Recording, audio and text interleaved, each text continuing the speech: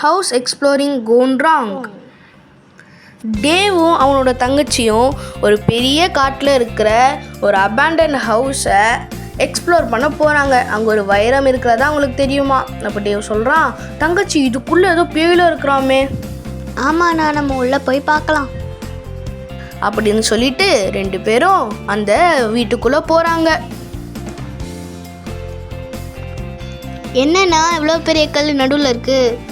இரு நம்ம போய் தாண்டி போயிடலாம். இரு அப்புறம் என்னதுரா அது? அண்ணா என்னண்ணா அது? நான் தான் கொல்லு மாஸ்டர். நான் கேட்குற கேள்விக்கு பதில் சொல்லுங்க. அவங்க 2 பேரும் ரொம்ப பயந்துட்டாங்க. ஏன்னா அவங்களுக்கு தெரியாத கொஸ்டின் அந்த மான்ஸ்டர் கேட்டுடுச்சுன்னா அதை நினச்சி பயந்துக்கிட்டே இருந்தாங்க.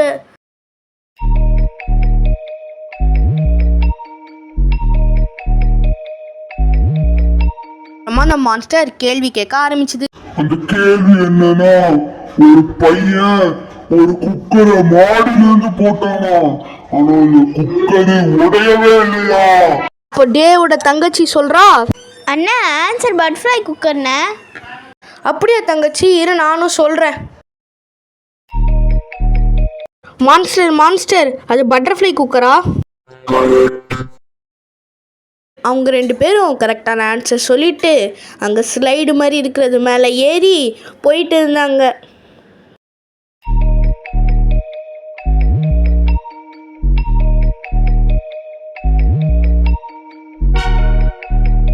இப்போ டேவ் சொல்கிறான், தங்கச்சி அங்கே பாரு எவ்வளோ பெரிய பாம்பு இருக்குது, அதை தாண்டி நம்ம எப்படி போக போகிறோம்? தெரியலண்ணே, வா போகலாம். சரி தங்கச்சி வா போகலாம். அங்கே நில்லுங்க, நான் கேட்குற கொஷினுக்கு கரெக்டாக ஆன்சர் பண்ணிக்கிறாதா அவங்கள நான் விடுவேன். இவங்களும் அந்த ராக் மான்ஸ்டர் கேட்ட மாதிரி இந்த கொஷினும் ஈஸியாக தான் இருக்கும்னு நினச்சாங்க.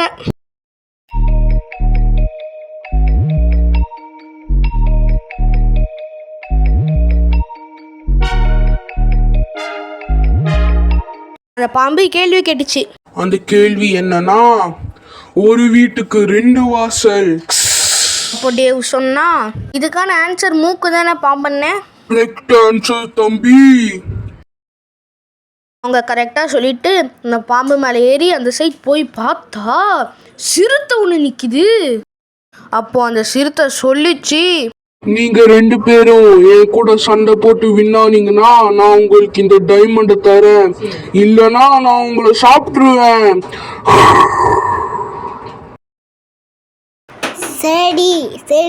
சரின்னு சொன்ன 2 பேரும் அந்த சண்டைக்கு தயாரானாங்க.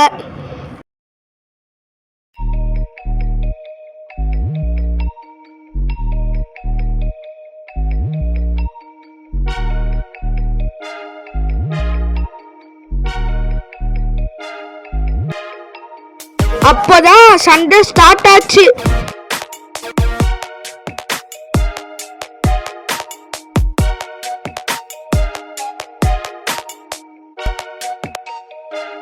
அந்த புலியும் தோல்வியை ஒத்துக்கிட்டு ஓடி போச்சு. இவங்க 2 பேரும் ஜெயிச்சிட்டாங்க. அவங்க 2 பேரும் திருப்பி டைமண்ட் எடுக்க மேல வந்தாங்க.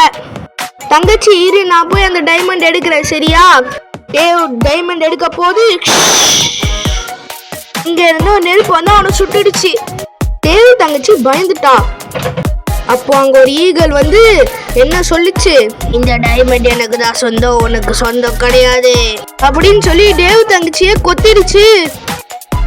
அப்புறம் அந்த ஈகல் வந்து அந்த டைமண்ட் எடுக்க பார்க்கும்போது அதுவும் தீப்பத்திக்குச்சு. இப்போ டேவும் அவளோட தங்கச்சிக்கும் டைமண்டும் கிடைக்கல, காயத்தோட தான் வீட்டுக்கும் போனாங்க.